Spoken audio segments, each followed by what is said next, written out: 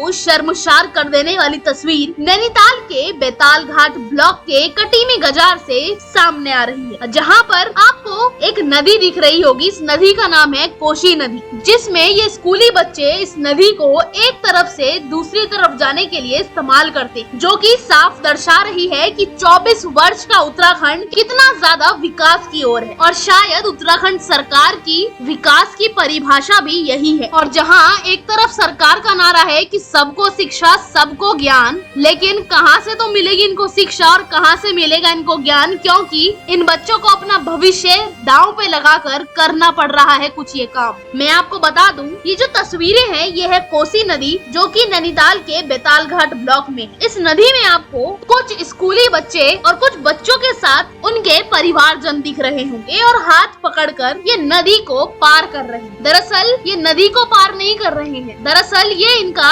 Daily का आने जाने का रास्ता, जो कि इनको कुछ इसी प्रकार से पार करना होता है। इन बच्चों के हाथ में आपको स्कूली बैग दिख रहे होंगे और कुछ सामान दिख रहा होगा। साथ ही उत्तराखंड में मॉनसून सीजन चल रहा है और सभी नदी नाले उफान पर है और सभी जगह पर इस समय आपदा आई हुई है। चाहे आप बूढ़ा केदार ले लें, चाहे आप केदारनाथ ले लें, चाहे आप कुल्लू मनाली ले लें, चारों ओर इस समय आपदा आ रखी है और ये नदी भी अपने उफान पर है। आप देख पा रहे होंगे तस्वीरों में कितना भाव है इस नदी का, लेकिन तब भी ये स्कूली बच्चे और उनके साथ के परिवारजन इस नदी को पार कर रहे हैं, क्योंकि इन गाँव वासियों का यही पुल है और यही इनका रास्ता है जिसे इनको रोजमर्रा में पार करना पड़ता है। जिस तरीके से उत्तराखंड में मानसून चल रहा है तो इस नदी का भी भाव काफी ज्यादा उफान पर है, लेकिन किसी को क्या पड़ी है, अगर इनकी जान जाए तो जाए, किसी को क्या फर्क पड़ना है, क्योंकि यही तस्वीरें हैं उत्तराखंड के सुधरते और संवरते भविष्य की। आपको बता दूं, ये खबर आपने पहले भी देखी होगी कि किस तरीके से बच्चे